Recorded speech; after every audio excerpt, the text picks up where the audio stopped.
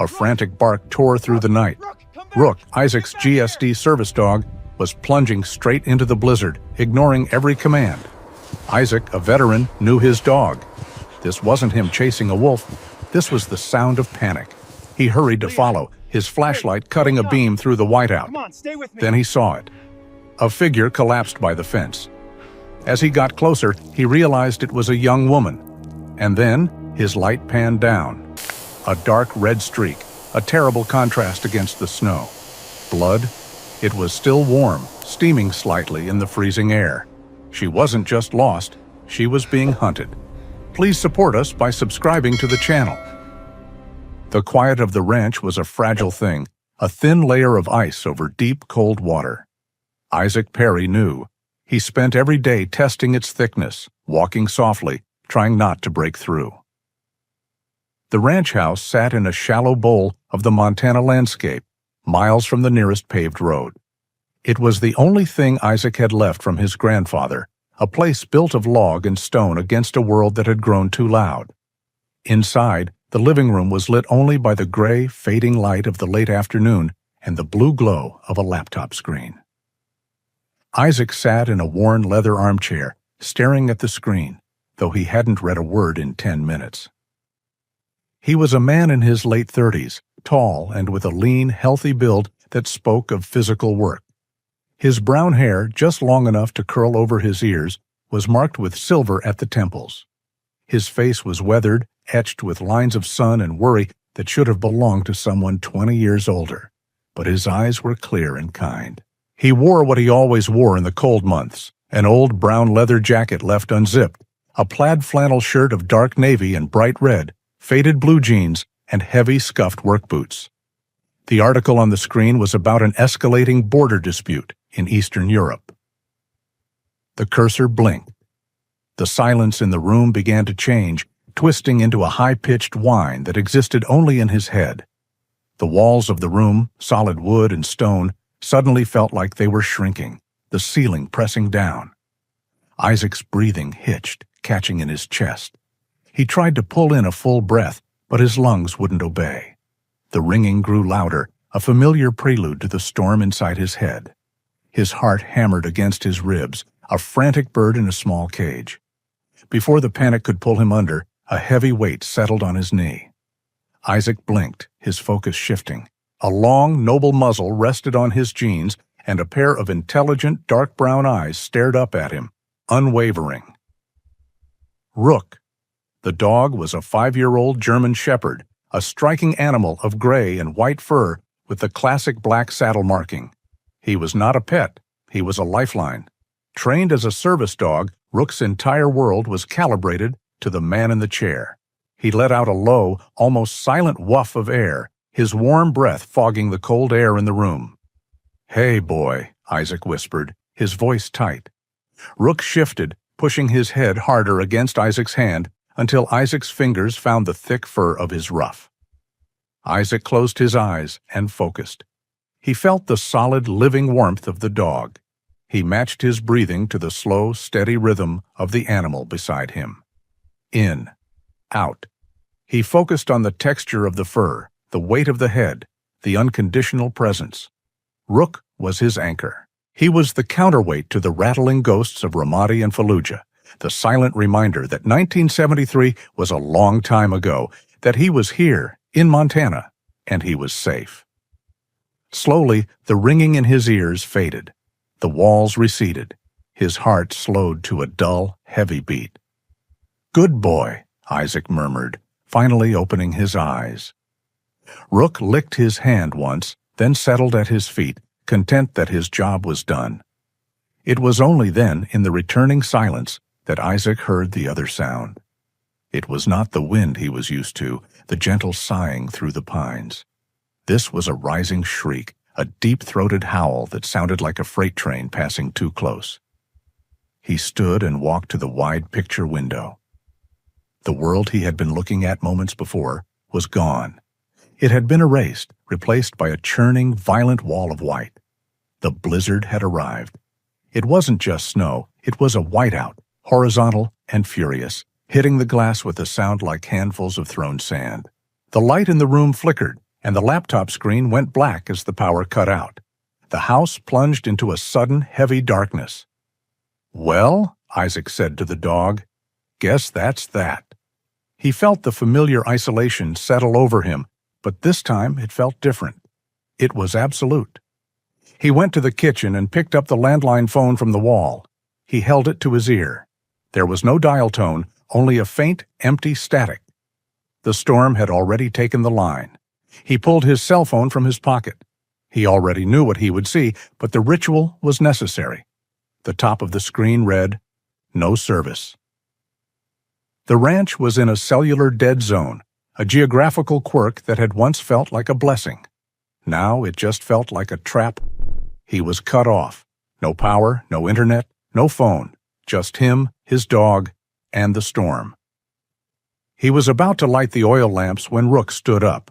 It wasn't the slow, casual movement of before. The dog was instantly alert, his head cocked, his body rigid. The fur on his shoulders bristled. "What is it?" Isaac asked.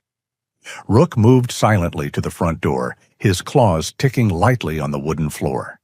He stood 2 feet from the door and let out a low, menacing growl, a sound Isaac had not heard in over a year. "Probably just a coyote, bud, or a deer trying to get out of the wind." Rook ignored him. He took a step closer to the door and barked. It was not a request. It was an alarm, a deep, aggressive, chest-heavy bark that echoed hard in the small house. "Hey, easy," Isaac commanded, but the dog was insistent. Rook barked again, louder this time, then scratched at the door, looking back at Isaac with a frantic urgency. This was not his service animal. This was a German shepherd on high alert. All right, I hear you." A cold knot formed in Isaac's stomach. Rook didn't false alarm. Isaac pulled his heavy leather jacket back on, zipping it this time. He grabbed a heavy, high-lumen flashlight from the hook by the door and jammed a wool hat onto his head. He opened the door, and the storm tried to rip it from his hand. The wind screamed in his ears, stealing his breath. Snow, hard as pellets, stung his exposed skin. Rook bounded out into the white chaos without hesitation. "Rook, get back here!" Isaac shouted, his voice swallowed by the wind. The dog was a gray and white shape, already 30 feet away, plunging through the rapidly deepening drifts toward the southern fence line. Cursing, Isaac pulled his collar tight and followed, the beam of his flashlight cutting a weak, swirling cone in the blizzard. He could barely see his own boots. The wind shoved him, trying to turn him around. "Rook, come on, boy, this is crazy." Then he saw the dog standing stock still near the fence, barking not with aggression now, but with sharp, urgent sounds. Isaac pushed forward, his thighs burning from the effort of moving through the heavy snow. The flashlight beam found the dog, and then what the dog was standing over. It was a dark shape crumpled against the lowest wire of the barbed wire fence. At first, Isaac thought it was a deer. Then the beam settled, and he saw it was a person. He rushed forward, kneeling. It was a woman, young, maybe late 20s. Her dark hair was matted with snow and ice. Her skin was a terrifying, waxy white. She was wearing clothes entirely wrong for the weather, a thin jacket, dark jeans, and athletic shoes now buried in the snow. He put his gloved fingers to her neck. He searched, his heart pounding. Nothing. He pressed harder, a faint, thready beat, dangerously slow. Thump, thump. She was alive, barely. His eyes scanned her, and he saw what Rook had smelled. A dark, ugly stain spread from her side, melting the snow it touched. Blood. His military training kicked in. He reached for his phone, a useless block of cold metal. He thought of the landline, dead. The isolation he had confirmed just minutes ago was no longer a simple inconvenience. It was a death sentence. He couldn't call 911. He couldn't call for help of any kind. He couldn't leave her here. She would be dead in 10 minutes. He looked around, as if an answer might appear in the swirling vortex of white. There was no one, just him, his dog, and the half-dead woman at his feet. He was forced. He had no choice. "Rook, inside! Go!" he yelled at the dog. With a grunt, Isaac looped his arms under the woman's body. She was light, a dead weight. He lifted her, cradling her against his chest, and turned his back to the wind.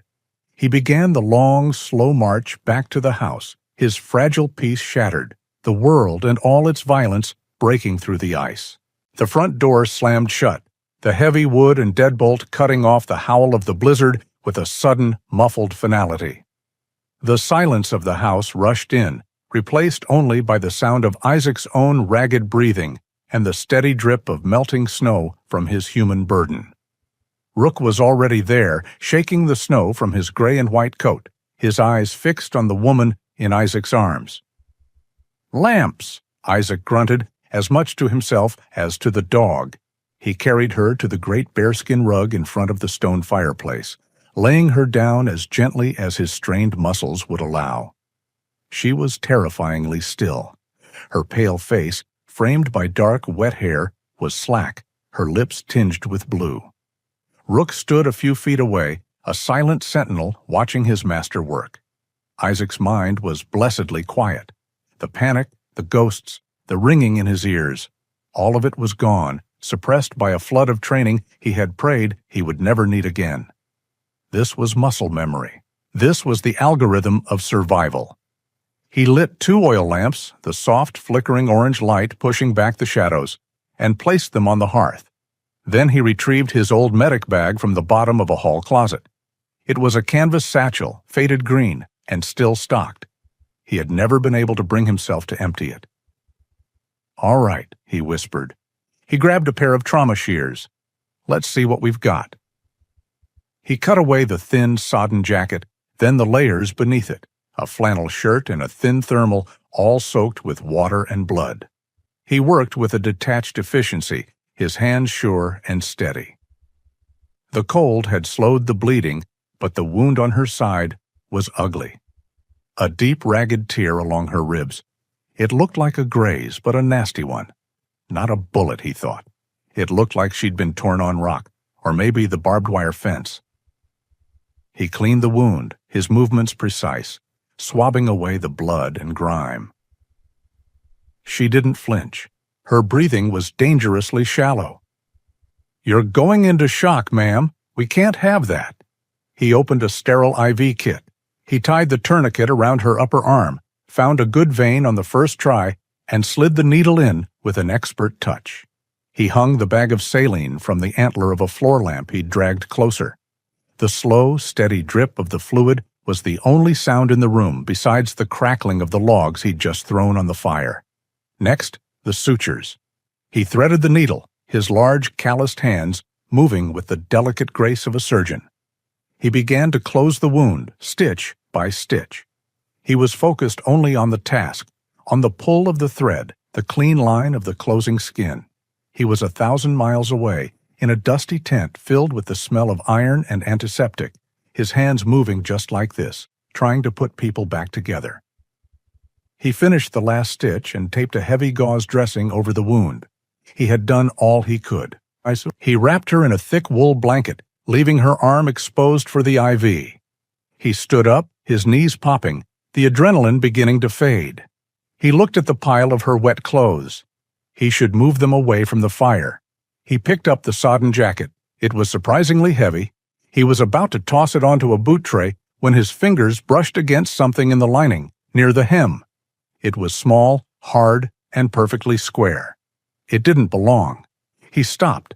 The quiet of the house suddenly felt cold. He carried the jacket closer to the lamplight, his suspicion returning like a sudden fever. He felt the object again. It was sewn in, deliberately hidden. Isaac pulled his pocket knife, opened the small blade, and carefully slit the stitches of the lining. He pushed his fingers into the opening and pulled the object out. It was a black plastic square, no bigger than a quarter, sealed against the elements. A tiny green light, no bigger than a pinprick, blinked with a slow, steady rhythm. A tracker. Isaac's blood ran cold. The silence of the room was now absolute.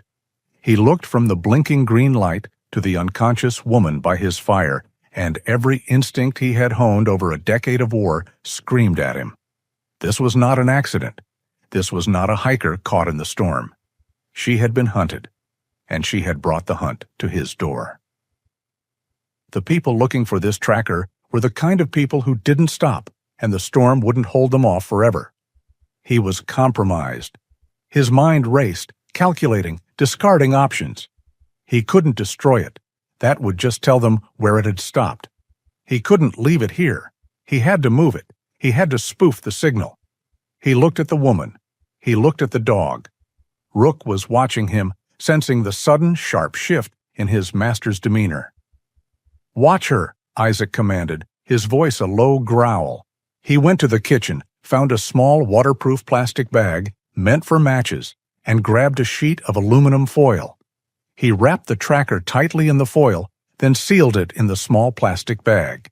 He pulled his heavy coat back on, snatched his hat, and plunged back into the storm. The wind hit him like a physical blow, almost knocking him from the porch. He ignored it. He pushed through the blizzard around the side of the house, his boots sinking to his shins in the drifts. He fought his way to the creek that marked the western edge of his property. It was a raging black torrent of snowmelt, too fast and violent to freeze. He found what he was looking for, a heavy waterlogged pine log, half submerged in the icy mud at the bank. He knelt, his fingers numb, and used a length of cord from his pocket to tie the small sealed bag to the log. He made the knot tight, checking it twice. He stood, took a deep breath of the freezing air, and shoved the heavy log into the main current. It bobbed once, spun in the eddy, and then the creek caught it. It was swept away, disappearing into the white fury of the storm in seconds, carrying its blinking green signal far down the canyon, away from his home. He had bought time. He didn't know how much. He staggered back to the house, the cold now settled deep in his bones. He secured the door, shedding his snow-caked coat. He turned to the fireplace. Nothing had changed. The IV dripped, the fire crackled, and the woman's eyes were open. She was staring at him, not at his face, but at the empty space where his medic bag sat, then at the IV in her arm, then at the dressing on her side. Her eyes were wide, dark, and filled with a frantic animal terror. Isaac said nothing. He stood by the door, his arms crossed, his posture rigid. He was not her rescuer. He was the man whose sanctuary she had just contaminated. He was wary, his suspicion a tangible thing in the air between them. She tried to sit up, but a sharp gasp of pain cut her short. She fell back against the blankets, her breathing shallow and fast. "Where?" she whispered, her voice a dry rasp. "Who are you?" Before Isaac could form a reply, Rook moved. The dog, who had been sitting patiently, stood up and walked slowly toward the hearth. "Rook, stay," Isaac said, his voice sharp. The dog paused, looked back at him, and then deliberately disobeyed. He continued forward, his paws silent on the stone hearth. He stopped beside the woman, his head level with her shoulder. She flinched, turning her head, too weak to pull away. "It's okay," Isaac said, more a command to the dog than a comfort to the woman. "He won't hurt you." Rook lowered his massive head. He sniffed her hand, then the blanket. He let out a low, soft whine, a sound Isaac had only ever heard the dog make when he himself was at his worst. Then the dog did something that stunned Isaac to his core. Rook nudged his cold, wet nose under her limp hand, pushing it up slightly. He rested his muzzle on the blanket beside her and looked at her, his dark eyes soft. He was offering comfort. Isaac just stared. This was his dog, his service animal, trained for him. He was aloof with strangers, wary of anyone who wasn't Isaac. He was a guardian, not a nursemaid. In 5 years, Isaac had never seen him do this. Never. Isaac looked at the woman, this complete stranger who was pale and terrified. He thought of the blinking green tracker now floating miles away in an icy creek. His entire tactical mind screamed that she was a threat, a package of high-grade danger delivered directly to his door. But his dog, his anchor, his partner, the one living creature he trusted without reservation, disagreed. Rook nudged her hand again, and this time her fingers weakly grasped at the fur on his neck. Isaac's suspicion didn't vanish. It was too strong, too logical. But as he watched his dog comfort the stranger, a tiny hairline crack formed in the wall of his certainty. He didn't trust her, but he trusted his dog. The heavy silence in the room stretched thin, pulled taut between Isaac's rigid suspicion and the woman's ragged terror. The only sounds were the fierce shriek of the blizzard outside and the low crackle of the fireplace. Rook remained by the woman's side, a silent gray and white statue of reassurance. Isaac finally broke the silence. He didn't move from his position by the door, his arms crossed, his stance a clear barrier. "The tracker I found sewn into your jacket. Who's looking for you?" Her eyes, dark and wide in her pale face, darted from him to the dog and back again. She was assessing him, weighing the risk. She had seen his hands, skilled and steady as they sutured her wound. She had seen his dog, a creature of pure loyalty, offering comfort. She had no other choice. "My name is Leah," she whispered, her voice rough from the cold. "Leah Adams. I'm an investigative journalist." Isaac's expression hardened. A journalist? In his experience, that word was just a precursor to chaos, to digging up things that were buried for a reason. It was trouble of the loudest kind. "And people hunt journalists out here?" he asked, his voice laced with skepticism. "They do," she said, her voice gaining a desperate edge. "When they have this." She winced, her hand moving weakly from Rook's fur to a small, waterproof belt pack that Isaac hadn't noticed, still buckled around her waist. Her fingers fumbled with the zipper. Isaac tensed, his body coiled, watching her hand. But she didn't pull out a weapon. She pulled out a small, flat object, no bigger than a wallet. It was a rugged, rubber-encased external hard drive. "This," she breathed, her knuckles white as she gripped it. "This is why." "What's on it?" Isaac asked. Tears welled in her eyes, born of trauma and exhaustion, and they spilled over, tracing clean paths through the grime on her cheeks. "Proof, irrefutable proof. I was meeting a source. An insider at Genesis Pharmaceuticals. His name was Ryan Cole."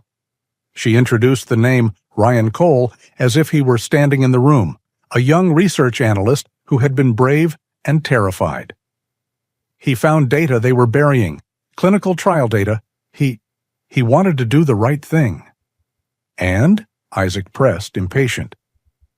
"They were waiting for us," she choked out, a sob catching in her throat. "At the meeting spot. It wasn't a boardroom. It was an abandoned pull-off miles from anywhere. They executed him, right in front of me." Isaac's jaw tightened. He'd seen death, seen it in all its brutal forms, but this sounded like something else. Cold. "They're a private security team," Leah continued, her voice trembling as she forced the words out. "The ones who work for Genesis. They're not just guards. They're fixers. The man in charge, he looked at me. After he shot Ryan." She couldn't finish the thought, her body shaking. "It's all on here," she said, lifting the drive. "I was filming. On a small pin camera, I was trying to document the data transfer. Instead, I recorded a murder. I recorded him. Harris? That's the name I heard. Harris. It's all on the drive. The video." Isaac's focus sharpened. A name. Harris. A specific target. He walked closer, his boots heavy on the wood floor, and took the hard drive from her shaking hand. He looked at it, this small piece of plastic and metal that was worth a human life. "What did you call them?" Isaac asked, his voice low. "The security team." "Apex," she said, the name tasting like ash in her mouth. "Apex Security." The word hit Isaac like a physical blow. The air in his lungs turned to ice. He stood perfectly still. He knew that name. It wasn't a name you read in newspapers. It was a name you heard in whispers in forward operating bases, a rumor traded in hushed tones by men in the special operations community. Apex Security. They weren't just fixers. They were ghosts. Deniable operators who did the jobs that corporations and shadow government agencies couldn't put on any official books.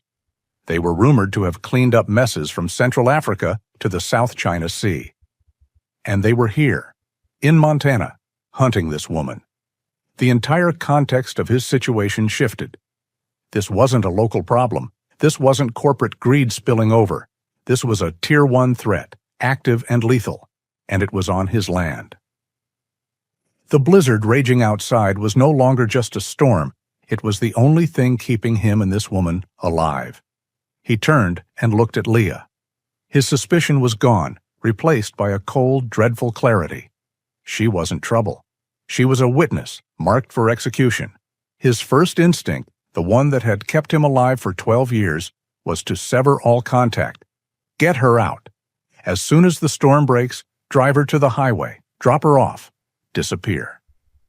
They have to be stopped, Leah whispered, as if reading his mind. What they did to Ryan, he was a good man. He just wanted... They won't be stopped. Isaac cut her off, his voice flat. You don't understand what you're dealing with. If they know you're here, they're not just going to let you walk away, and they will not leave a witness. Then what do we do? She asked, the terror returning full force. We can't call the police. They'll find us. Isaac paced the room, his mind racing, tactical scenarios playing out and being discarded. The tracker was gone, but for how long? They'd realize it was a spoof. They'd backtrack. They'd use the thermal drone she'd mentioned. They'd find the house. He was trapped. The ranch, his sanctuary, had become a prison. He felt the old panic, the walls pressing in. He looked at Leah, her face a mask of pale exhaustion, her knuckles white on the blanket. He looked at the hard drive in his hand. And then he looked at Rook. The dog had not moved. He was still faithfully by her side, his body a solid, warm presence in the flickering lamplight. He had not growled at her, had not shown a single sign of aggression since that first moment at the fence. He was simply guarding her. Isaac stopped pacing. He looked at his dog, the one being in the universe he trusted without question. Rook's entire purpose was to sense the dissonance in the world, to find the threat and anchor Isaac against it. And right now, Rook had anchored himself to Leah. His own skepticism, his own fear, was screaming at him to run. But Rook's instinct was to protect. Isaac made his choice. He would trust his dog. The shift was immediate. The anxious hermit receded, and the Marine sergeant took his place. His voice became clipped, his movements precise. "All right," he said. He walked to a heavy cedar footlocker at the end of his bed, a relic from his grandfather. He keyed in the combination for the heavy padlock and lifted the lid. Inside, beneath neatly folded dress uniforms he hadn't touched in a decade, was a bulky olive-drab hard case. He pulled it out, set it on the bed, and opened it. Inside, nestled in foam, was an Iridium satellite phone. "You said you can't call the police," Leah said, confused. "I'm not," Isaac said, powering on the device. The phone whirred, its small monochrome screen lighting up as it searched for a satellite. "I'm calling in a specialist." He held the phone to his ear, listening to the faint electronic chirp as it connected. He dialed a number he knew better than his own. It rang 3 times. A voice, sharp and alert even over the satellite hiss, answered. "Yeah." "Mark, it's Perry. Isaac Perry." There was a pause. "Isaac? Man, it's been, 3 years? Where are you?" "Montana," Isaac said, cutting to the chase. "Listen, I don't have time. I'm in a situation. I've got a package. High-value data. Needs immediate extraction." "Whoa, hold on," the voice, Mark Jensen, said. Isaac could picture him, a caffeine-fueled genius who had been the brains of their SIGINT unit. "What kind of situation? You stateside." "It's hostile," Isaac said, his eyes scanning the windows. "Tier 1, the package is a video file, proof of a wet work execution." "Isaac, what did you walk into?" "The operators are Apex Security." The silence on the other end of the line was absolute. When Mark spoke again, his voice had lost all its casualness. "Confirm last. Apex?" "Confirmed," Isaac said. "I've got the witness and the drive. I'm dark. Landlines and cell are down. I'm on this sat phone, but I think they're already in country. I need a secure uplink. I need to get this file to you fast." "Blizzard outside," Isaac added. "That's the only cover I have. It's buying me time." "All right," Mark said. "All business." A burst transmission from an Iridium is going to be slow, but I can do it. I'll set up a secure handshake. I'm sending you coordinates for a dead drop on my server, encrypted on your end. I'll take it from there." "Got it. Sending my handshake now," Isaac said, his fingers already working on the phone's keypad. He hung up. He looked at Leah, who was watching him with a mixture of awe and fear. "My friend Mark is setting up a secure server," Isaac said, his voice calm and steady for the first time. "We're going to get your video off that drive and into his hands. He'll know what to do with it." Isaac finished the call with Mark, the satellite phone screen going dark in his hand. The small, sterile beep of the disconnection seemed to vanish into the heavy, lamplit silence of the room. Outside, the blizzard howled, a sound of pure, elemental rage. Inside, the quiet was something else. It was the quiet of a fuse being lit. "He's in," Isaac said, his voice flat, trying to project a calm he did not feel. "He's setting up the server. It's going to take time to upload." Leah was still on the bearskin rug, the wool blanket pulled up to her chin. The IV bag beside her was nearly half empty. Color had returned to her face, but her eyes were wide with a terror that went beyond her injuries. "Thank you. I don't know." "Don't," Isaac cut her off, not unkindly. "Just rest. You need your strength." He was about to check the dressings on her side when Rook, who had been lying by the hearth, lifted his head. It was not a sudden move. It was a slow, deliberate lift, his ears swiveling, his dark eyes locking onto the front window. A second later, his head turned toward the door. "What is it, boy?" Isaac whispered. Rook stood up. The dog's entire body went rigid, his gray and white fur bristling almost imperceptibly along his spine. He didn't move toward the door. He moved to Isaac's side, planting himself against his master's leg. Isaac strained his ears, listening past the roar of the wind. At first, he heard nothing. Then, he caught it. A sound that did not belong. It was not the high-pitched shriek of the wind. It was a low, throbbing, mechanical rumble, a heavy engine working hard, somewhere outside. It was getting closer. "No," Leah breathed, her hand flying to her mouth. "The guest room," Isaac commanded, his voice dropping into a register that allowed no argument. "Now, get in the closet. Do not make a sound. Do not move. Not for anything. Understand?" Leah nodded, her face pale. She used the fireplace mantel to pull herself up, her knees buckling. Isaac saw her wince as her stitches pulled, but she bit back the sound, grabbing the rolling IV stand and half limping, half shuffling, out of the living room and into the dark hallway. Isaac moved to the hall closet and pulled out his grandfather's 12-gauge shotgun. He broke it open, his movements economical, and slotted 2 heavy shells into the chambers. He snapped it shut with a solid, definitive sound. Rook let out a whine, his eyes fixed on Isaac. He knew this sound. It was a sound from before. "Easy," Isaac murmured, resting a hand on the dog's head. "Go with her. Stay. Watch." Rook seemed to understand. He turned and padded silently down the hall, disappearing into the same darkness as Leah. Isaac was alone in the living room. The rumble outside grew louder, resolving into the distinct sound of a heavy-duty truck engine. Through the swirling vortex of snow past the window, Isaac saw them. 2 brilliant white headlights, high off the ground, cutting through the blizzard. A vehicle that didn't belong. A vehicle that shouldn't have been able to find this house in a total whiteout. The truck pulled to a stop 20 yards from his porch. The engine idled for a long, heavy moment before cutting out. The headlights died, plunging the yard back into near-total darkness, visible only by the white-on-white of the storm. A high-pitched metallic click as a door opened. A solid thud as it closed. Footsteps on the porch. Not frantic, not hurried. They were steady, measured, confident steps, crunching on the snow-dusted wood. A knock came at the door. It wasn't the frantic pounding of someone lost in the storm. It was a polite, firm rap, rap, rap. Isaac stood to the side of the door, the shotgun held low, his heart a cold, heavy stone in his chest. He took a breath and opened the door, just 6 inches. The man standing on his porch was a contradiction. The storm raged around him, but he seemed untouched by it, as if he existed in his own bubble of calm. He was in his 40s with a clean-shaven, handsome face that looked like it belonged in a boardroom.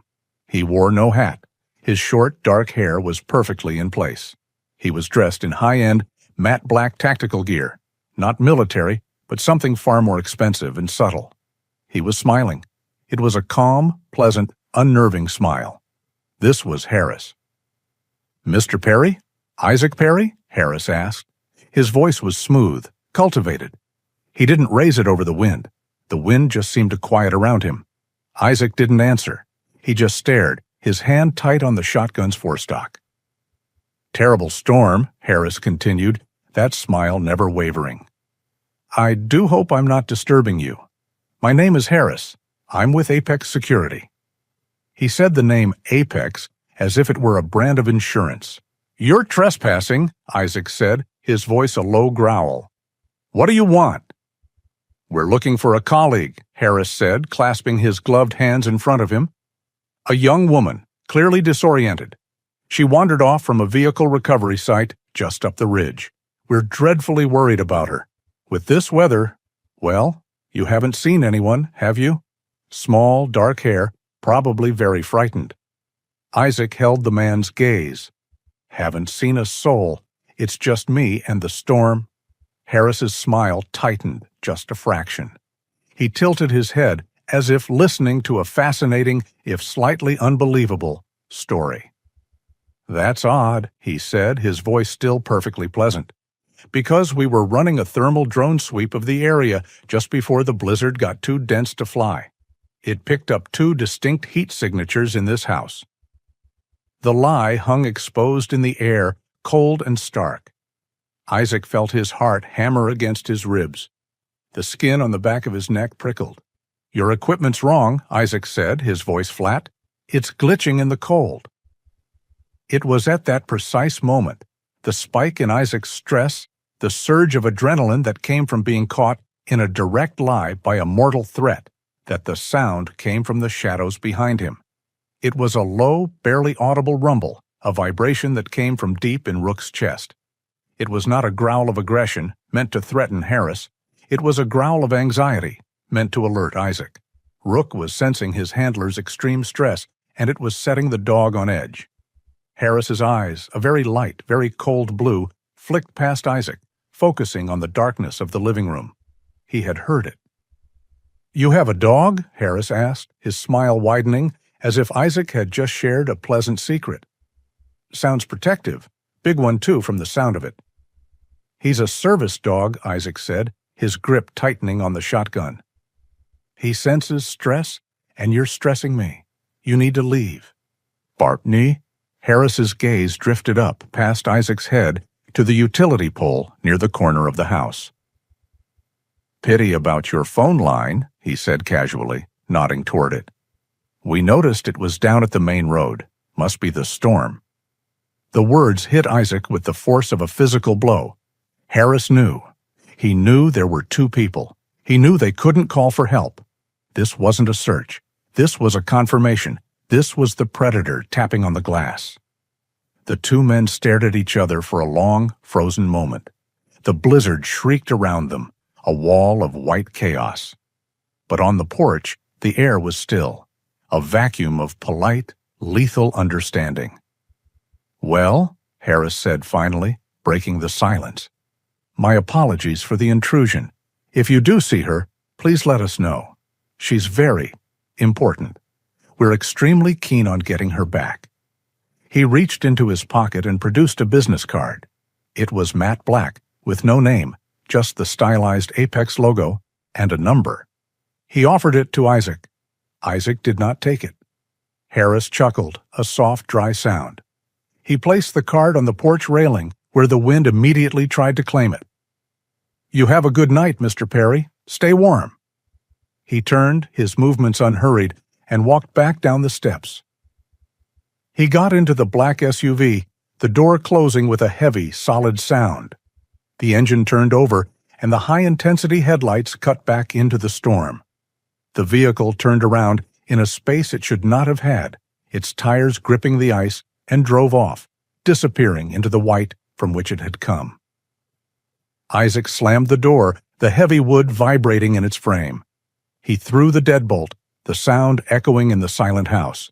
He sagged back against the door, his breath coming in short, sharp gasps. The shotgun felt impossibly heavy. A moment later, Rook was there, pushing his cold, wet nose hard into Isaac's trembling hand. The growling had stopped. He was back in service mode, his presence a solid, grounding weight. Isaac let his hand fall to the dog's head, his fingers gripping the thick fur. Leah emerged from the hallway, her face a white mask. She was clutching the IV pole to stay upright. Was that? Isaac looked at her, his face grim, the last traces of the hermit farmer burned away. That was Harris, he said, his voice low and hard as iron. And he knows. He knows you're here. The sound of the heavy-duty engine faded, swallowed by the relentless shriek of the blizzard. Isaac stood frozen against the door, the 12-gauge shotgun still held in a white-knuckled grip. The heavy, warm presence of Rook pressed against his leg, the dog's body a solid anchor in a world that had just tilted off its axis. The porch was empty. The black business card Harris had left on the railing was gone, stolen by the wind. It was as if he had never been there at all. Only the deep, deliberate tire tracks in the snow proved he was real. Leah appeared from the hallway, her face as white as the snow outside. She was leaning heavily on the IV pole, which she had rolled with her. "He's gone?" "He's gone," Isaac said, his voice flat. He engaged the shotgun's safety with a solid, definitive click. "But he's not gone." "What does that mean?" "It means he wasn't here to search, Leah. He was here to talk." He crossed the room and looked out the picture window, his eyes scanning the impenetrable wall of white. "He knew you were here. The thermal drone was real. He knew the phone line was down. He was telling me that he is in control, that he can get to me whenever he wants." The bravado of the lie he had told Harris evaporated, leaving a cold, acidic fear. "He mentioned the phone line at the main road," Isaac said, thinking aloud.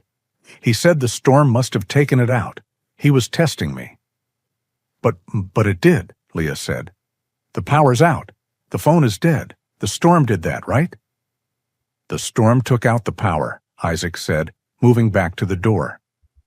"I need to see what it did to the line." "What? You can't go back out there." Leah's voice was sharp with panic. "That's what he wants. He's probably out there waiting." "Harris?" He had a look in his eyes. "I know the look," Isaac said grimly. "And that's exactly why I have to go. I need to know what I'm dealing with. Lock this door behind me. Don't open it for any sound other than my voice. Understand?" Leah nodded, her jaw tight. Isaac looked down at Rook. The dog was already poised to follow, his body tense. "No, boy," Isaac commanded, his voice firm. "Guard, you stay. Watch her." Rook let out a low, conflicted whine, his loyalty torn. But the command was absolute. He sat, his eyes tracking Isaac, his entire being vibrating with protective energy. Isaac stepped onto the porch and pulled the door shut, hearing the heavy, reassuring sound of the deadbolt sliding into place behind him. The storm hit him with the force of a physical assault. The wind was a solid wall of ice, screaming in his ears, stealing the air from his lungs. He pulled his hat low and leaned into it, his flashlight beam a pathetic, swirling cone that barely illuminated his own boots. He kept the shotgun pointed low, his finger off the trigger. He moved off the porch, sinking into snow that was now well past his shins. He didn't walk. He moved in a low crouch, pausing every few yards, scanning the white chaos. He moved from the cover of the woodshed to the shadow of his generator hut, his training taking over. His senses were on fire. Every howl of the wind sounded like a footstep. Every shadow thrown by his own light looked like a man. It took him 10 minutes to fight his way to the end of his long driveway, where his property met the county road. The utility pole stood like a dark sentinel, its lines invisible in the churning snow. He waded to the base of the pole, his flashlight beam tracing the thick black cable that ran down from the transformer to his junction box. He followed it. Then he saw it. It wasn't a break. It wasn't a tear from a fallen branch. It was a cut.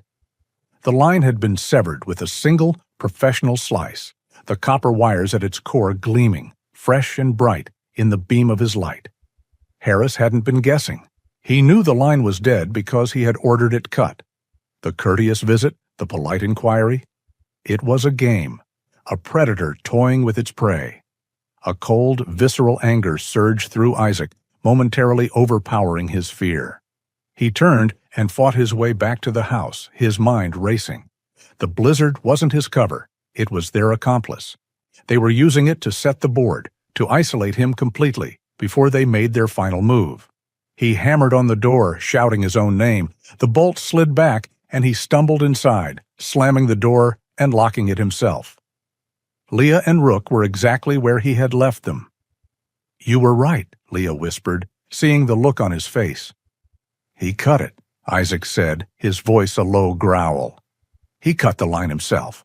They're out there, and they're serious." "Your friend," Leah said, her eyes wide. "Mark, the satellite phone. You have to call him. You have to tell him." Isaac was already moving. He pulled the heavy iridium sat phone from his coat pocket, where he'd kept it for warmth. He flipped it open and hit the power button. The small screen flickered to life. He watched it, waiting for the familiar, searching for network message. Instead, a different message flashed, one he had only ever seen on military-grade equipment. Signal interference detected. He stared at it. No. He powered it down and turned it back on. The same message. He toggled the antenna. Nothing. Just a faint, hissing static from the earpiece. "What's wrong?" Leah asked, seeing his expression. "They're jamming me," Isaac said, the words feeling like stones in his mouth. While Harris was on the porch, distracting me, his team was setting up. "They've established a tactical jamming field. They've cut me off." The shotgun suddenly felt useless. The walls of the house, his grandfather's stone and log fortress, felt like cardboard. He was trapped. The realization hit him with the force of an explosion. The high-pitched whine returned to his ears, louder this time, a piercing shriek that drowned out the storm. The cozy, lamplit room began to close in, the shadows in the corners deepening, stretching toward him. He could feel the familiar crushing weight on his chest, the icy cold in his stomach. He was pinned down. He was surrounded. There was no air, no escape. He slid down the rough-hewn log wall, the sat phone slipping from his numb fingers and clattering onto the floor. His breathing came in short, ragged gasps. He pressed the heels of his hands into his eyes, trying to force the images back, but they came anyway. The smoke, the screams, the terrifying silence after. "Isaac?" Leah's voice sounded 1,000 miles away. He couldn't answer. He was losing. The anchor was cut, and he was drifting into the dark. A heavy weight slammed into his chest, knocking the air from him. His eyes flew open. Rook, the dog, had his front paws planted firmly on Isaac's shoulders, his face inches from his. The dog wasn't nudging. He was pushing, a solid, insistent counterpressure against the panic. He let out a sharp, concerned whine, a sound that cut through the ringing in Isaac's head. Isaac's hands, which had been shaking, flew up and gripped the thick fur of the dog's ruff. He stared into those deep brown eyes, so full of focus and unwavering loyalty. Rook just pushed harder, forcing Isaac to breathe. "I'm here, boy," Isaac choked out. "I'm here." He took one ragged, shuddering breath, and then another. The ringing faded. The walls snapped back into place. He looked past the dog. Leah was watching him, her face a mixture of fear and a strange, profound understanding. She didn't look at him like he was broken. She looked at him like she knew.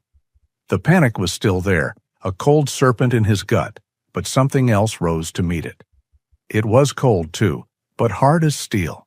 It was the part of him he had tried to bury under 12 years of silence and routine. The Marine.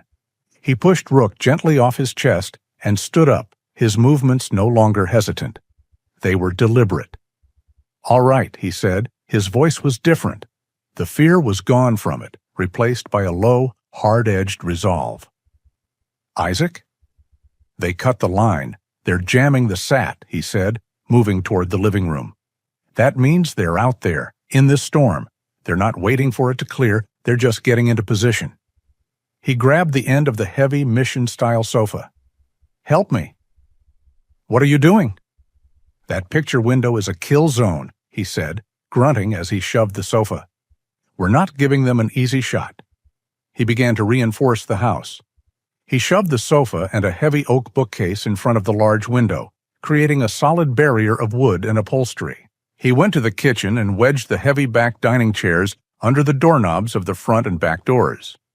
He went to his bedroom and unlocked a steel gun safe. He pulled out a bolt-action hunting rifle and 2 boxes of ammunition. He placed them on the kitchen counter alongside the shotgun. He checked the action on his sidearm, a 1911 he'd kept from his service, and holstered it. He was no longer a hermit hiding from the world. He was a soldier fortifying a position. He worked in silence for 10 minutes, his movements economical, his mind a quiet, tactical map. Leah had not moved. She just watched him, her hand gripping the IV pole. She was a liability. She was weak, injured, and civilian. He needed her out of the way. "The hallway," he said, not looking at her. "It's the safest place. Stay there, away from all the exterior walls." She was silent. He stopped and finally looked at her. She had pulled herself up straighter. Her face was still pale, her body trembling with exhaustion, but her eyes were not afraid. They were burning with a hot, feverish rage that matched his own. "I'm not going to sit in a hallway and wait to be executed," she said, her voice hoarse but steady. "I won't be another Ryan Cole." She met his gaze, unflinching. "What do I need to do?" Isaac looked at her, this broken, terrified woman who refused to be broken. He looked at the shotgun on the counter. He looked at Rook, who now sat at her feet, a shared guardian. He had his answer. He nodded once, a sharp, definitive motion. "First," he said, his voice hard as stone, "we learned to shoot." Night had fallen completely, a heavy, suffocating blanket of black and white. The blizzard did not pause. It simply changed character, the wind settling into a deep, monotonous, soul-shaking howl. Inside the fortified ranch house, the world had shrunk to the small, flickering islands of light cast by 2 oil lamps. One lamp sat on the kitchen counter, illuminating the steel of the hunting rifle and the 1911. The other sat on the hearth, casting long, dancing shadows over the living room, where Isaac and Leah were knelt on the bearskin rug. Between them lay the 12-gauge shotgun, broken open. "This is the safety," Isaac said. His voice was low and steady, a new cadence that had replaced the quiet farmer. This was the instructor. "It's a simple crossbolt. Red means it's ready." Leah just nodded, her eyes fixed on the weapon. She was pale, her body slumped with exhaustion. The IV bag was empty, and Isaac had removed the needle, patching the spot with medical tape. Her movements were stiff, her stitches clearly pulling, but she hadn't complained. "You don't aim a shotgun like a rifle," he continued, his hands moving over the weapon with an impersonal familiarity. "You point it. At this range, in this house, you just point at the center of the chest and pull the trigger. Do you understand?" "Yes," she whispered, her voice rough. She was terrified, but her eyes held a cold, hard fury that Isaac recognized. It was the anger of the hunted, the resolve of someone who had nothing left to lose. "Good. Load it." He pushed 2 heavy, brass-ended shells toward her. Her hands trembled as she picked one up. She fumbled, trying to align it with the open chamber. "Steady," Isaac said, his voice not rising. "In a panic, you'll be useless. Breathe. Focus on the simple task. Put the shell in the gun." She took a shaky breath, closed her eyes for a second, and opened them. Her hand was steadier. She slid the first shell in, then the second. "Close it." She gripped the forestock and the handle, but hesitated. "Close it," he commanded. She snapped it shut. The sound of the weapon locking was sharp and loud in the quiet room, a definitive, terrible punctuation. "Good," he said. He took the shotgun from her and placed it on the floor, leaning against the sofa within her reach. Now we wait. He settled into the worn leather armchair, the chair that had been his grandfather's. But he was not the man who had sat there this afternoon. The man who had almost succumbed to a panic attack was gone. In his place was a sentinel, his 1911 holstered on his hip, his eyes alert, scanning the dark corners of the room. Leah returned to the bearskin rug, pulling the heavy wool blanket around her, her back against the fortified sofa. Rook, who had watched the entire lesson with silent intensity, moved from the hallway and lay down near the hearth. He was not relaxed. His head was up, his ears twitching, his body a coiled spring. Hours passed. The only sounds were the crackle of the fire and the unending, maddening roar of the wind. It was a sound designed to fray the nerves, to hide other, smaller sounds. Isaac let his mind drift, not into the past, but into a state of heightened awareness. He cataloged the house's weaknesses. The front door barricaded, the back door wedged shut, the main windows blocked. That left the smaller windows and the basement. Leah's breathing had deepened. She had finally succumbed to her body's demands, her head slumped against the sofa, asleep. It was well past midnight when it happened. Rook was lying flat, his muzzle on his paws, seemingly asleep. Suddenly, his head snapped up. His eyes were wide, his ears pinned forward. Isaac saw it, and his hand immediately went to the pistol on his hip. He didn't move, just watched the dog. Rook stood up, not in a stretch, but in a single, fluid motion. He moved silently to the center of the room, his body low to the ground. He was staring, unblinking, at the closed door that led to the kitchen, and beyond it to the stairs of the basement. Isaac's blood turned to ice. A low, threatening vibration started deep in Rook's chest. It was a sound that Isaac had felt more than heard back on the porch with Harris. But this was different. It was a focused, sustained growl, a sound of absolute lethal warning. "Leah," Isaac whispered, his voice sharp as a razor. Her eyes flew open, wide with sleep-drugged terror. Isaac put a single finger to his lips. He pointed at the shotgun. She understood, her hands moving to the weapon, fumbling for the safety. "What is it?" she mouthed, her face a mask of fear. Isaac shook his head, his eyes on the dog. Rook was trembling, his gaze still locked on the basement door. Isaac slid off the armchair, his boots making no sound, on the wooden floor. He moved into the kitchen, his hand leaving his pistol and taking the 12-gauge from Leah's grasp. He needed the heavier weapon. He handed her his 1911. "Point it at the hallway. Don't shoot unless I tell you." He moved past Rook, who was now frozen, a silent statue of warning. He stood beside the basement door, listening. At first he heard nothing but the storm. The wind, the rattling of the house. He strained, trying to hear what the dog had heard. And then he caught it. It was a faint, high-pitched, scraping sound, like a fingernail on slate. It was almost impossible to hear, a tiny, needle-sharp sound buried deep beneath the storm's roar. Glass being scored. They weren't coming through the front, they weren't coming through the back, they were coming from below. Isaac's mind flashed to the small, ground-level windows in the basement, set in concrete wells now certainly filled with snow. A soft, vulnerable entry point he had overlooked. The scraping stopped. It was followed by a faint, muffled pop, the sound of a lock being broken. Isaac turned the doorknob, his heart a cold hammer. He opened the door an inch. The dark, cold air from the basement welled up, carrying a new sound, a soft, metallic click, a tool on stone. He gave Leah one last look. She was crouched behind the counter, the pistol held in a two-handed grip, shaking so hard he worried she would drop it. But she was there. He slipped through the door and onto the landing of the basement stairs, pulling the door shut behind him, plunging himself into absolute darkness. He stood still, letting his eyes adjust, his ears doing the work. The wind was quieter down here, muffled by earth and stone. A faint beam of light, no brighter than a pin, flashed across the far wall, illuminating old shelves of canned goods and tools. It clicked off. Another sound, a boot scuffing on the concrete floor. The intruder was moving toward the stairs. Isaac stepped down, his own feet silent, and flattened himself against the cold, damp stone wall at the bottom of the stairwell. He was invisible. He held the shotgun in a ready stance, aimed at the center of the darkness. A figure emerged from the deep shadows. Isaac could make out a silhouette, a man dressed in black, moving with a cautious, quiet competence. He had a heavy tool bag slung over one shoulder and a suppressed pistol in his hand. This was Corbin, the technician. He wasn't a frontline operator, he was an infiltrator, and his movements, while quiet, were the movements of a man focused on a task, not a man expecting a fight.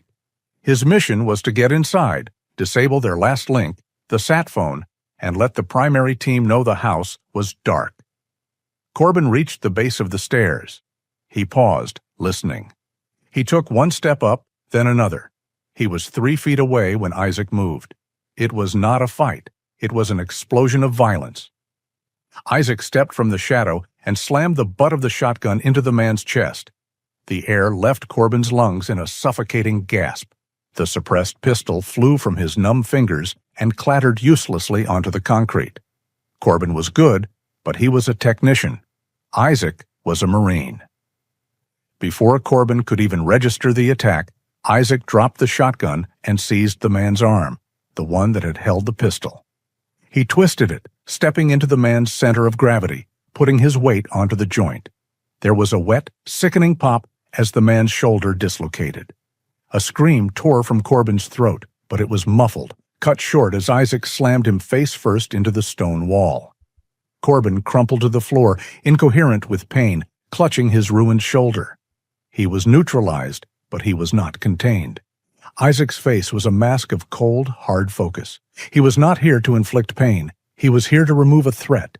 He looked at the man writhing on the floor. He needed him alive, but he needed him immobile. He pinned the man's legs with his knee. Corbin looked up, his eyes white with terror in the blackness. "Please, don't." Isaac raised his heavy work boot and brought his heel down, precisely and with all his weight, onto Corbin's left ankle. The sound was not loud. It was a sharp, wet, definitive crack. The man's body went rigid, and he passed out from the sheer, overwhelming agony. The basement was silent again, save for the man's shallow, unconscious breathing. Isaac stood up, his chest heaving, not from exertion, but from the adrenaline. He found the man's flashlight on the floor and clicked it on. The beam illuminated his captive, just a man in his late 20s, his face pale and sweating. A technician. Isaac found a roll of duct tape on a nearby shelf and bound the man's hands and his good foot. Then he slung the shotgun, grabbed the front of Corbin's tactical vest, and began to drag the dead weight of the unconscious man up the stairs. Isaac dragged the unconscious weight up the basement stairs, his muscles burning. The man, Corbin, was a dead weight, his broken ankle and dislocated shoulder making the task awkward and brutal. The sound was gruesome, a heavy, limp body bumping against the wooden steps, punctuated by the man's shallow, agonizing groans as consciousness began to flicker. He emerged into the kitchen, into the warm, flickering lamplight, and pulled the heavy basement door shut. The definitive thud echoed in the room. Leah was exactly where he had left her, crouched behind the counter, the heavy 1911 still gripped in her trembling hands. Her eyes were wide, fixed not on Isaac, but on the man he dragged. She looked like she was going to be sick. Rook was on his feet, his body rigid, a low, menacing rumble originating deep in his chest. He was focused entirely on the intruder.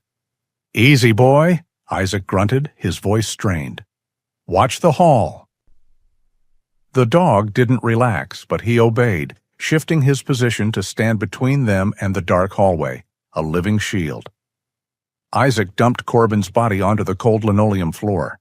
The man let out a sharp, breathless scream as his broken ankle hit the ground. The sound cut short as the pain dragged him back under. "He's not a soldier," Isaac said, more to himself than to Leah. "He's a technician. He's not trained for this." What are you doing?" Leah whispered. "I need to know what's out there," Isaac said. He grabbed a heavy wooden chair from the dining table and slammed it down in the middle of the kitchen. He hoisted the unconscious man into it, his movements rough and efficient. He used the duct tape he'd brought up from the basement, binding Corbin's hands behind the chair, strapping his chest to the backrest. His ruined ankle dangled uselessly. "He won't talk," Leah said, her voice shaking. "Those men, they won't." "He will," Isaac said. He went to the sink, filled a cup with cold water from the pump, and threw it in Corbin's face. Corbin awoke with a violent, choking gasp. His eyes flew open, wild with confusion, which instantly turned to white-hot agony. A raw scream tore from his throat as the pain from his shoulder and ankle hit his brain. He thrashed against the tape, his face pale and slick with sweat and cold water. "Who are you?" he gasped, his eyes darting between Isaac, Leah, and the growling dog. "What is this?" "I'm the man whose house you broke into," Isaac said, his voice a low, cold monotone. He stood directly in front of Corbin, his shadow falling over him. "You have one chance. How many are out there? What's your objective?" Corbin spat at him, a gesture of defiance that was immediately undercut by a whimper of pain. Go to hell. You're dead. You're both dead. Harris will—" He choked, his eyes rolling back as he fought against the pain. "Wrong answer," Isaac said. He grabbed the man's jaw, his thumb pressing into the nerve cluster beneath his ear. Corbin screamed again, a thin, piercing sound. "Stop!" Leah cried out, taking a step forward. "Isaac, don't! You're hurting him!" "Stay back, Leah," Isaac commanded, his voice sharp as broken glass. He didn't look at her. He looked only at Corbin. "He's tight-lipped," Isaac said, his voice flat. He released Corbin's jaw. The technician was sobbing now, a mess of fear and pain. But his training was holding. He hadn't given them anything. Isaac stepped back. The adrenaline from the fight, the cold, hard focus of the soldier, was beginning to ebb. And in its place, the thing he always held at bay began to seep in. The room was too quiet, save for the man's ragged breathing and the howl of the wind. Isaac's hand, the one he had used on Corbin's jaw, began to tremble. It started as a fine tremor, a vibration in the muscles. He stared at it, his focus locking onto the small, betraying movement. He could feel the cold sweat on his own neck. He felt the walls of the kitchen pressing in, the air growing thin and hot. Corbin, sensing the shift, stopped sobbing. He watched Isaac, his eyes narrowed in confusion. Isaac looked up, his gaze lifting from his own hand to Corbin's face. But he wasn't looking at Corbin. His eyes were focused 1,000 yards past him, seeing a different face, a different room, a different world of smoke and screaming. This was the stare, the one Rook was trained to recognize. Leah saw it too. "Isaac," she whispered, her voice now laced with a new kind of fear, not for the man in the chair, but for the man standing in front of him. Rook whined. The dog backed up a step, his ears flat, his body language suddenly submissive and confused. This was not the master he knew. This was the man he was meant to save. And in that moment, seeing the terror he inspired in both of them, Isaac made a conscious choice. He had tried to be the hard man, the soldier, and it hadn't worked. Now he would let the monster out. He would use the broken thing inside him. He didn't fight the tremor. He let it take over, his whole hand shaking visibly in the lamplight. He let his gaze stay distant, unfocused, and terrifying. He took a step closer to Corbin, who instinctively tried to shrink back, but the tape held him fast. Isaac began to speak, his voice no longer hard, but a soft, strange, whispering monotone. The sound, Isaac whispered, his eyes fixed on something over Corbin's shoulder. "It's the sound that gets you. It never stops. It just gets inside your head. You can't get it out." What are you talking about?" Corbin stammered, his bravado gone, replaced by a creeping dread. "I don't—" "And the cold," Isaac continued, his voice a dry rasp. He looked down at Corbin's shattered ankle. "It gets in the bone. It feels like this." Isaac reached out with his shaking hand and gently, almost delicately, laid his fingers on the broken joint.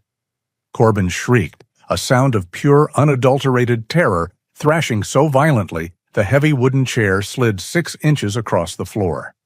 "Get away from me! Get away!" "I need to know," Isaac whispered, his 1,000-yard stare now locking onto Corbin's eyes. He wasn't a soldier anymore. He was unhinged. He was a man with nothing left to lose, a man who had already seen the worst the world had to offer and was perfectly willing to share the experience. "They're coming, aren't they? They're always coming. You have to make them stop."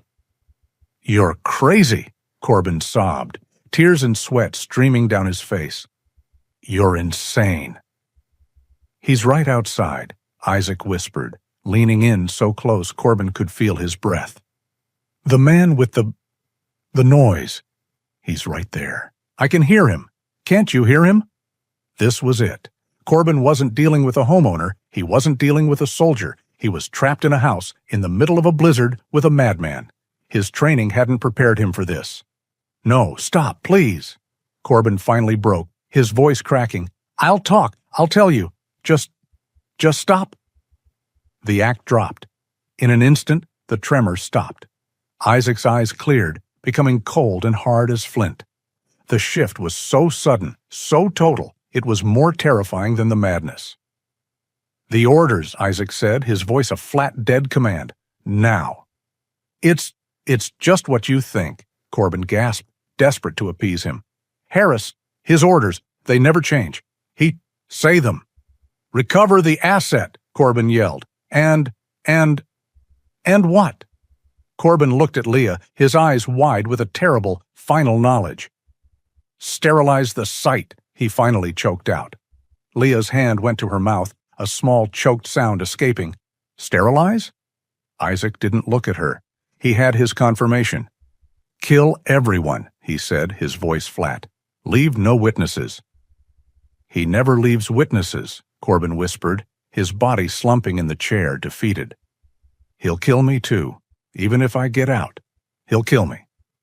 Isaac stared at the man for a long moment. He had what he needed. He turned to the kitchen counter and picked up the roll of duct tape. What are you doing now?" Corbin asked, his voice trembling. Isaac didn't answer. He ripped off a long strip of tape and pressed it firmly over Corbin's mouth, cutting off his sobs. He ripped the chair away from the man's body, the tape tearing with a sound like a scream. Corbin fell in a heap to the floor. Isaac grabbed the front of his vest. "Isaac, no," Leah whispered, but there was no conviction in her voice. She had heard the orders. Isaac ignored her. He began to drag the man back across the kitchen, back toward the basement door. Corbin thrashed, his good leg kicking uselessly, his screams muffled behind the tape. Isaac unlocked the door, opened it, and dragged him to the top of the dark stairs. With a grunt, he shoved the man. Corbin tumbled, his body hitting the steps with a series of sickening, wet thuds, until he landed in a crumpled heap on the concrete floor below. Isaac walked calmly down the stairs, the beam of his flashlight finding the man, who was conscious, hyperventilating, and broken. He grabbed him again and dragged him across the cold floor, past the shelves of tools, to the far wall. There, set into the foundation, was a heavy ancient oak door, banded with iron. The root cellar. He opened it. The air that came out was cold and smelled of damp earth and potatoes. He shoved Corbin inside onto the dirt floor. He slammed the heavy door, the sound final. He slid the thick iron bolt that locked it from the outside. He walked back up the stairs, his boots steady on the steps. He closed the heavy basement door, locking it. Then, for good measure, he grabbed the dining room chair he had used earlier and wedged it firmly under the knob. The internal threat was contained. He turned. Leah was still by the counter, her arms wrapped around herself. Rook had moved to her side, pressing against her leg. She was staring at him, her eyes unreadable. She was safe from the man in the cellar. But Isaac knew as he looked at her that she had just seen exactly what he was capable of, and he wasn't sure if she or he would ever recover from it. Isaac slid the heavy iron bolt on the root cellar door, sealing Corbin in the cold, earthen darkness. The muffled, terrified sounds from below were cut off instantly. He turned and faced Leah, the kitchen lamplight carving deep shadows under his eyes. The man she had seen use calculated psychology to break a prisoner was gone, replaced by a cold, focused urgency. "He was the technician," Isaac said, his voice low, already moving, his mind processing. "They sent him in to cut the sat phone. That means the jammer is just a bubble. They're trying to keep us in, but also keep us from getting out." He looked at the useless satellite phone on the counter. "I have to get outside that bubble. The ridge. It's high enough. It might clear the interference." "No," Leah said, her voice shaking, but her eyes resolute. "You can't. That's insane. Harris, that man, they're out there. They're waiting. The man you just—" She motioned to the basement door. "He was just the first." "He was a test," Isaac corrected her, his voice hard. "And they're out there whether I go or not. This," he picked up Leah's hard drive from the counter, "is the only thing that matters. It's the only way this ends, other than them coming through that door." He went to the gun safe, pulled out his bolt-action hunting rifle, and a box of ammunition. He shoved the hard drive, the sat phone, and its connecting cable into a small, waterproof day pack. "Lock this door behind me," he said to Leah, his voice leaving no room for argument. "Barricade it with the chair like we did the others. Do not open it, not for my voice, not for any sound. I will be back, or I won't." He looked down at Rook. The dog was already on his feet, his body trembling, not with fear, but with a tense, vibrating energy. He knew the rifle. "You're with me, boy," Isaac said. "You're my eyes." Leah said nothing, just nodded, her knuckles white on the 1911 he had given her. Isaac unlocked the back door, the chair scraping against the floor. He and Rook slipped out, disappearing instantly into the roaring white chaos. The storm was a physical entity. It was a solid, screaming wall of ice and wind that stole his breath and clawed at his skin. Visibility was less than 10 feet. He didn't use the driveway. He went low, hugging the side of the house, using the generator hut as his first piece of cover. He moved in a low crouch, the rifle slung tight to his chest. Rook was a gray and white ghost at his heels, moving with an animal silence that Isaac could only envy. Move, pause, scan, move. His training took over. He was no longer a farmer. He was no longer a hermit. He was a Marine, moving through hostile territory. From the generator hut to the ancient snow-covered woodpile. Pause, scan. Listen. Nothing but the wind. From the woodpile to the thick stand of lodgepole pines that marked the beginning of the incline. Move. The climb up the ridge was a special kind of hell. The snow was deep, filling his boots, its weight trying to drag him back. His lungs burned, the frigid air feeling like it was tearing his throat. Rook, lighter and more agile, bounded ahead, pausing every few yards to look back, his dark eyes urging his master on. After what felt like an hour, they reached the summit, a small, rocky outcropping of granite that was windswept and almost bare of snow. The wind here was not a howl. It was a high-pitched, deafening shriek. Isaac dropped behind the largest boulder, pulling Rook in tight beside him. He unslung the pack, his fingers already stiff and clumsy with the cold. He pulled out the satellite phone. He powered it on. The screen flickered. The signal interference message flashed, then stuttered, then vanished. He had bars. 2. A weak, pathetic signal, but it was a signal. He connected the hard drive to the phone's port.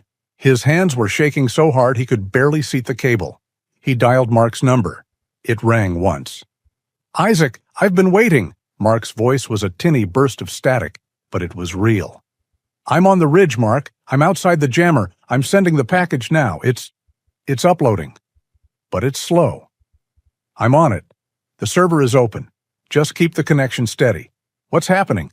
Are you—" "No time," Isaac gritted, his eyes scanning the white darkness. "It's uploading. 3%? 4? He was a statue, a man and a dog, exposed on a ridgetop, broadcasting a signal. He was a beacon. Miles away, in a blacked-out SUV parked in a dip of the road, Shaw saw him. Shaw was the team's sniper, a man of infinite patience. He had been scanning the storm for 2 hours through a high-end thermal scope. The world to him was a grainy, shifting landscape of cold blue and purple. And then 2 bright, beautiful sparks of white-hot energy appeared on the ridge. A large one, kneeling, a smaller one, sitting beside it. "I have them," Shaw spoke into his comms, his voice a calm monotone. "Target confirmed, on the west ridge. He's static." "He's trying the sat phone," Harris's voice crackled back. "The technician is dark. Take the shot." "Roger, compensating for wind." Shaw settled the crosshairs of his scope directly on the center of the larger heat signature. He let out half a breath. The wind was a variable, but the target was stationary. He squeezed the trigger. On the ridge, Isaac watched the number climb. 19%, 20. Rook, who had been sitting, suddenly stood, his head high, sniffing the wind. He let out a low, uneasy whine. "Easy, boy," Isaac muttered, his eyes glued to the screen. "Almost there. 21. In that instant, 3 things happened at once. The first was a sound Isaac hadn't heard since his last tour. It wasn't the bang of a rifle. That was miles away, lost in the storm. It was the sharp, distinct pop of a supersonic bullet breaking the sound barrier as it passed him, a terrifying, instantaneous warning that death was already in the air. The second was Rook. The dog didn't just bark. He exploded, launching himself from a sitting position, his full 80-pound weight slamming into Isaac's right side with a protective, frantic force. The third was Isaac's own body. The pop registered in his brain. His training, drilled into his muscle memory, screamed, "Sniper." He was already moving, twisting, diving for the ground as Rook hit him. The combined force of his own dive and the dog's impact sent him sprawling. A white-hot, searing fire ripped through his left shoulder. It felt like being hit by a sledgehammer. He crashed into a snowdrift, his face plunging into the icy powder. The sat phone flew from his grasp, skittering across the rock. The pain was blinding. He gasped, but the wind stole his breath. He was hit. Rook was on top of him, barking frantically, not at him, but at the white darkness, a furious, rapid-fire alarm. "Down, Rook! Down!" Isaac groaned, pushing the dog off him. His left arm was useless, a dead weight. He looked down and saw a dark, spreading stain on the snow beneath his shoulder. He had survived. It wasn't just the wind, which had pushed the bullet slightly. It wasn't just his reflex. It wasn't just Rook. It was all 3. His own training, his dog's warning, and the blizzard's chaos had collided in that one. Split second of violence, turning a kill shot into a graze. He saw the phone. It was lying screen up in the snow, its light a pale green beacon. The upload. He crawled, his teeth gritted against the fire in his shoulder, dragging his useless arm. He grabbed the phone. Upload complete. "Mark," he yelled into the device, his voice hoarse. "Mark, it's sent. I'm hit." He got no reply, just static. The phone, jarred by the fall, was dead. "Come on, boy," he gasped, pushing himself to his feet, a wave of dizziness washing over him. "We have to go. We have to go now." He stumbled, grabbing his rifle, and began the agonizing descent, the blizzard covering his bloody tracks as fast as he made them. In a dark, secure office hundreds of miles away, Mark Jensen stared at his monitors. The download was complete. "Isaac," he yelled into his headset. "Isaac, talk to me." He heard the yell, "I'm hit." And then nothing. The signal was gone. "No," Mark whispered. His fingers flew across his keyboard. He opened the file. It wasn't a document. It wasn't data. It was a video file, 3.2 gigabytes. He double-clicked. The video was shaky, low light, clearly from a hidden camera. He saw a man on his knees in the dirt. Ryan Cole. He was pleading. "Please, I have a family." A man in black tactical gear stepped into the frame. He was calm. He was smiling. Harris. Harris raised a suppressed pistol, and before Mark could even process it, there was a quiet, muffled sound. Ryan Cole fell forward. Mark ripped his headset off, his stomach churning. He backed away from the desk. He wasn't a tech specialist anymore. He wasn't just helping an old friend. He had just become a witness to a cold-blooded murder. He looked at his other screen, where the satellite signal's origin was plotted on a map of rural Montana. He grabbed his phone. His duty was no longer just to his friend. It was to the man on that video. He had to act. Isaac fell through the back door, his body crashing against the jamb. He brought the blizzard in with him, a cloud of swirling snow and icy wind that momentarily extinguished the nearest oil lamp, plunging the kitchen into deeper shadow. "Isaac!" Leah's scream was thin and sharp. He slammed the door shut and threw the deadbolt. He was breathing in ragged, agonizing gasps. He leaned against the wall, his rifle clattering to the floor. His left shoulder was a mass of dark, wet crimson, the blood soaking through his jacket and steaming in the warm air of the house. Rook was instantly at his side, whining, licking at his master's face, his body trembling with a distress that mirrored Isaac's. "I'm all right, boy," Isaac grunted, his teeth gritted. "I'm all right." He looked at Leah, who was frozen by the counter, her eyes wide with terror at the sight of the blood. There was no time for shock. There was no time for comfort. The sniper, Shaw, would have already reported the hit. Harris would know he was wounded. They wouldn't wait. The courteous visit was over. The time for games was done. "He's hit," Isaac said, his voice a low, painful rasp. "That means they're coming. They're coming now. The house is a coffin." He grabbed his rifle from the floor with his good right hand. He looked at the 1911 in her hand. "Do you still have the tape?" She nodded, confused. "Go to the basement," he commanded, his voice hard as iron. "Not the cellar where he is. The other side. The root cellar. Bolt the door from the inside. Use the tape. Seal the crack. Do not make a sound. Do not come out, no matter what you hear. Do you understand me?" "I won't leave you," she said, her voice trembling. "You will," he snapped, the force of the command rattling her. "I am not protecting you in here. I am drawing them away. I am setting a trap, but you cannot be in it. Go, now. That is an order." He didn't wait for her to obey. He turned to his dog. "Rook, with me." He unbolted the back door again. Leah just stood there, paralyzed, watching him. "Go, Leah," he shouted. He plunged back into the storm. The blizzard was a mercy. It covered his tracks, it masked his sound, and it hid his pain. He fought his way through the chest-deep drifts, his left arm a useless, burning weight. Rook was a gray shadow at his side. He wasn't heading for the ridge. He was heading for the barn. The barn was 100 yards from the house. It was an old, heavy timber structure, smelling of hay, cold iron, and generator fuel. He slid the massive door open just enough to slip inside, then shut it, dropping the heavy wooden bar into place. Darkness. Silence, save for the muffled roar of the wind against the roof and the sound of his own blood dripping onto the dusty floor. Rook stood by his leg, growling low in his chest. "Easy," Isaac whispered, leaning against a support beam. He was losing blood. He was getting dizzy. He didn't have much time. He pulled himself up the ladder to the hayloft, the effort nearly making him pass out. His good arm shook. He lay flat on the dry, scratchy hay, his rifle positioned, his view covering the barn door and the house beyond. He didn't have to wait long. Two figures, distorted by the snow and the darkness, emerged from the whiteout. They were moving fast, covered in matte black gear. Harris and the last operator, Kane. They didn't knock on the house door. Kane kicked it open, a dark, violent hole. They disappeared inside. Isaac waited. He counted. 10 seconds. 20.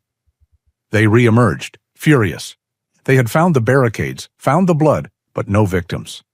Harris pointed at the ground, then directly at the barn. His instincts were good. They moved toward the barn, splitting up. Kane went low, heading for the small side door. Harris came straight for the main entrance. Isaac shifted his rifle, his shoulders screaming.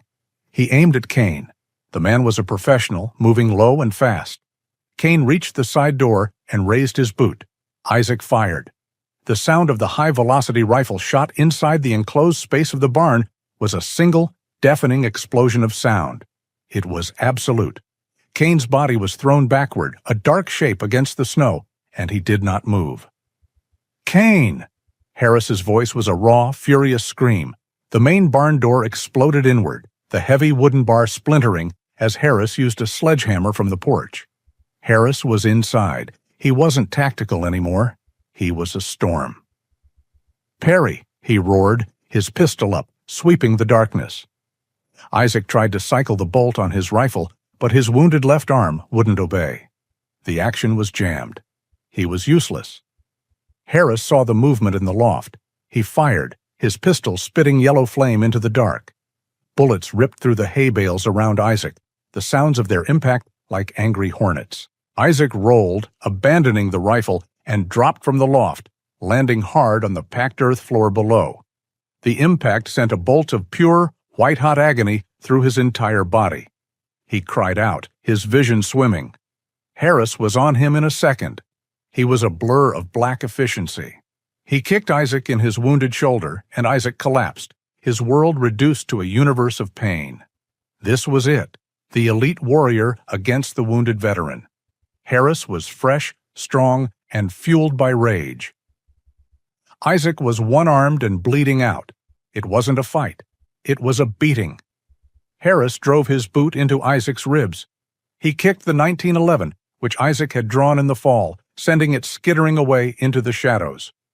He straddled Isaac's chest, his fists piston-fast, a brutal, efficient assault. Isaac could only block, his good arm failing, the world turning gray at the edges. "You should have stayed hidden, old man," Harris snarled, his face inches from Isaac's. "You should have let her die." He pulled his sidearm from its holster. He pressed the cold steel muzzle directly against Isaac's temple. "It's over."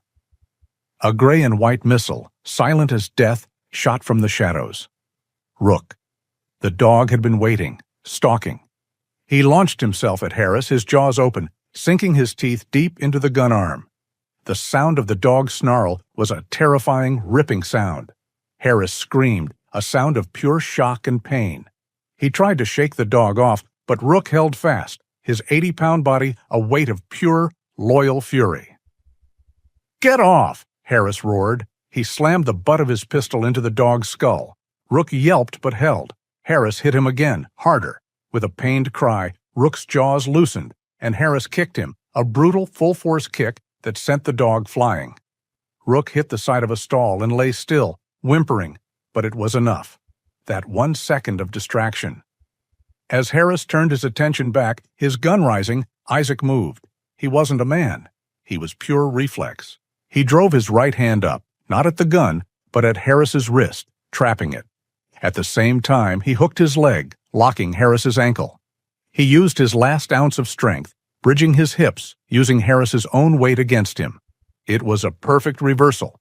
Harris was thrown off balance. His gun arm was still trapped in Isaac's iron grip. Isaac twisted. There was a sound. Not loud. It was a wet, sickening, definitive snap. Harris's arm broke. The scream that tore from Harris's throat was inhuman. The pistol fell from his limp, useless fingers. Isaac rolled free, grabbing the fallen pistol. He scrambled to his feet, his body a single, screaming nerve of agony. He was standing. Harris was on his knees, clutching his ruined, dangling arm, his face a mask of disbelief and agony. Isaac raised the pistol, his good right hand shaking, not from the cold, not from blood loss. It was shaking with a white-hot, blinding rage. This was it. The moment.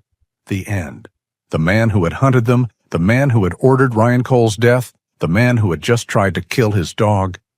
The ringing in Isaac's ears was back, a single, pure note of focused hate. His finger tightened on the trigger. The ghosts of Ramadi were at his back, screaming at him to finish it, sterilize the sight. "Don't!" The scream cut through the blood haze. It was high-pitched, thin, and terrified. Isaac's head snapped toward the barn door. Leah. She was standing there, the 1911 dangling from her hand. She had disobeyed.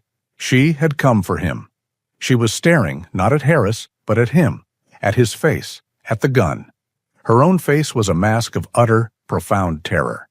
She was seeing a monster. She was remembering. The video, the man on his knees, the gun. "Don't!" she screamed again, her voice cracking, tears streaming down her face. "Please, Isaac, don't, just like they did to Ryan." The name, Ryan Cole, was a bucket of ice water. The red haze vanished. The ringing in his ears stopped. He wasn't in Fallujah. He was in his barn. He looked at Leah, who was trembling so hard she could barely stand. He looked at Harris, who was just a broken, beaten man, whimpering on the floor. He looked at the pistol in his hand.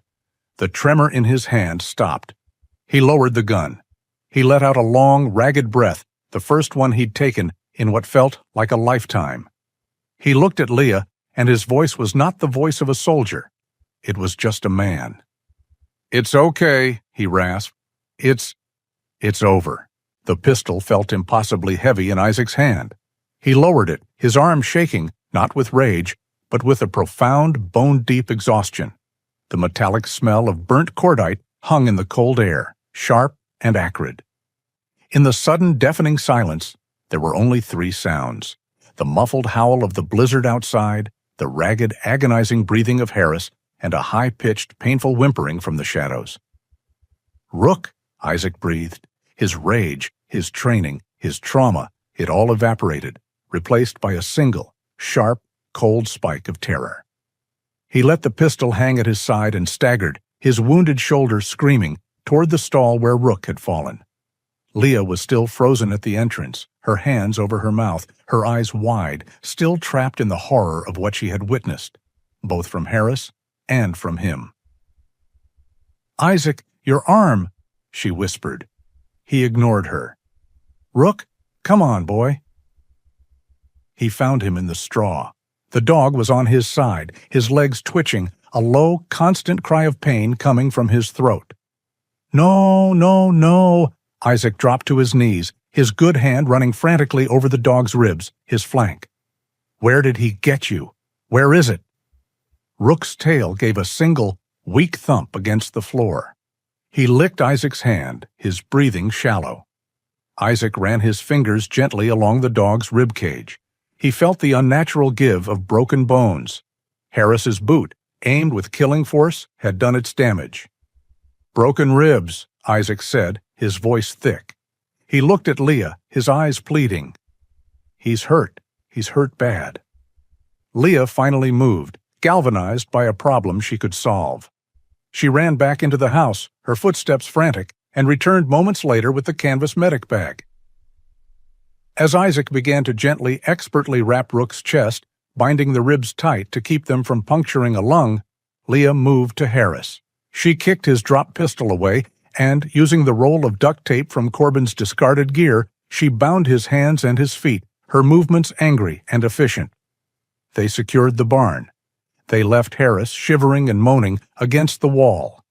They found Kane's body by the side door, still in the snow. They checked on Shaw, the sniper, but he was gone, vanished back into the storm. And then they waited. Isaac sat on the hay-strewn floor of the barn, his back against a support beam. His left shoulder was a dull, throbbing fire, a wound he had patched but could not properly treat. Leah sat near him, the shotgun across her lap, her eyes on the door, and between them Rook lay, his head in Isaac's lap. The dog's breathing was shallow, but the whimpering had stopped. They shared their warmth, two wounded figures in the dark, waiting for the dawn. The storm broke just before sunrise. The wind, which had been a constant deafening shriek for what felt like a lifetime, simply stopped. The silence that fell over the ranch was as sudden and profound as a gunshot. Hours later, they heard it. Not a rumble, but the clear, distant sound of a siren, growing steadily closer. A single Montana Highway Patrol vehicle, its blue and red lights flashing, slid to a stop in the new-fallen snow. A man stepped out, his hand on his holstered weapon. He was in his 50s, with a weathered face and a thick mustache, his uniform crisp. This was Trooper Davis. He had been a state trooper for 20 years, and he looked like a man who had seen everything. But as he took in the scene, the kicked-in front door, the blood on the snow by the barn, his expression tightened. "I got a call," Trooper Davis said, his voice a pragmatic baritone. "About a welfare check, a possible homicide in progress. I was expecting, well, I wasn't expecting this." Isaac walked slowly from the barn, his good hand raised. "He's in the barn, Trooper. The man who was hunting us.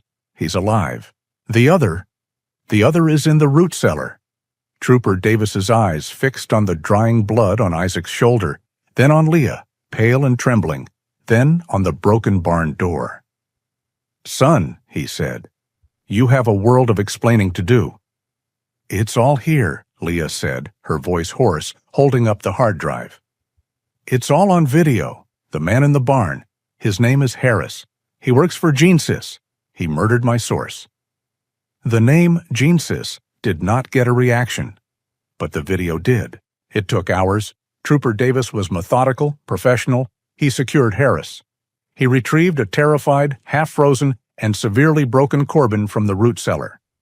He confirmed Kane's body. He put out an alert for the missing sniper, Shaw. And then the black SUVs arrived. They came in a silent, efficient convoy of 3, their tires crunching on the snow. Men in dark suits and FBI windbreakers fanned out, securing the perimeter with a speed that was almost unnerving. The man who stepped out of the lead vehicle was tall, with sharp features and a no-nonsense demeanor. He wore his authority like a well-fitted suit. He walked directly to Isaac and Leah. "Mr. Perry, Ms. Adams," he said, his voice cutting through the cold air. "I'm Special Agent Dunn. Your friend, Mark Jensen, has been on the line with my office for the last 8 hours." He looked at Harris, who was being loaded into an ambulance under armed guard. "We've been building a file on GeneSys and their Apex security for 18 months, Dunn said, his expression grim. "We had shell casings, bank transfers, and disappearances. We had everything but a smoking gun. Your friend," he nodded at Leah, "just handed it to us. The video of the Ryan Cole execution is the keystone. You two just brought down an entire empire." Leah finally let go. The hard drive slipped from her fingers into the snow. She put her face in her hands, and the sobs she had held back for 2 days finally came, a ragged, raw sound of grief and release. Isaac just stood there, the tension draining out of him, leaving him so lightheaded he almost fell. An EMT was at his side, guiding him toward the second ambulance. "Sir, you need to come with us. That shoulder." He looked back. He saw Rook being gently lifted onto a stretcher by another officer. "My dog," he said. "He'll be at the veterinary hospital in town before you're even stitched up, sir," the EMT said gently. It was over. It was finally, truly over. 4 months later, the snow was gone, replaced by the tentative bright green of a Montana spring. The ranch was silent again, but it was no longer the silence of isolation. It was the silence of peace. In the living room, a news report played softly on the television. A serious-faced anchor spoke of the GeneSys scandal, of the indictments of its entire board, of the federal charges against the rogue private military firm known as Apex. Harris, Shaw, and Corbin were named, their faces appearing on the screen. And then another face. Ryan Cole. He was being hailed as a hero, a whistleblower who had paid the ultimate price. The front door opened. Isaac Perry stepped inside. He looked lighter. The lines of pain and worry around his eyes had softened. His left shoulder, healed but scarred, moved without stiffness. He was wearing clean jeans and a plain gray t-shirt. He had just driven back from town. Leah was sitting at the kitchen table, a laptop open in front of her. She looked up and smiled, a real warm smile that reached her eyes. "How was it?" Isaac paused. He set his keys on the counter. "It was hard," he admitted. "Dr. Aris says I'm making progress. We talked about the barn." "That's good," Leah said softly. "That's really good, Isaac." He nodded, a small private gesture. He had fought a war overseas, and then he had fought one in his own home. Now, every Tuesday at 10 a.m., he was fighting the last war, the one inside his own head. And for the first time, he wasn't fighting it alone. He walked to the open front door and stepped out onto the porch. The sun was bright, the air clean. A flash of gray and white shot around the corner of the house. Rook, his ribs had healed, his limp was gone. He ran to Isaac, his claws ticking on the porch wood, his tail a blur of motion. But he didn't stop. He ran past Isaac, grabbed a worn-out tennis ball, and dropped it at his feet, his dark eyes bright, his mouth open in a happy, slobbering grin. Isaac stared at the dog. Rook wasn't at his heel. He wasn't watching the perimeter. He wasn't growling at shadows or sensing a panic attack. He was just a dog, begging his master to play. Isaac's throat tightened. He reached down, his hand, the same hand that had held a gun, the same hand that had trembled with trauma, was perfectly steady. He picked up the ball. He looked out over his quiet valley, took a deep breath of the spring air, and threw it. "Go get it, boy," he said. Rook bounded off the porch, a joyful gray and white streak, running across the green grass. Isaac watched him, a slow, genuine smile spreading across his face. He sat down on the top step, his anchor no longer a weight, but a source of joy. He was home. The bond between a human and an animal is a quiet, powerful promise. It teaches us that true loyalty isn't just about waiting by our side. It's about being the anchor that holds us steady when the worst storms of life try to pull us under. Rook was more than a service dog. He was the guardian of Isaac's lost peace. If this story of courage and loyalty touched your heart, we would be so grateful if you shared it with someone who needs to hear it. Please consider subscribing to our channel and letting us know your thoughts in the comments. We have another story just as powerful as this one waiting for you right now on the screen. Thank you for listening.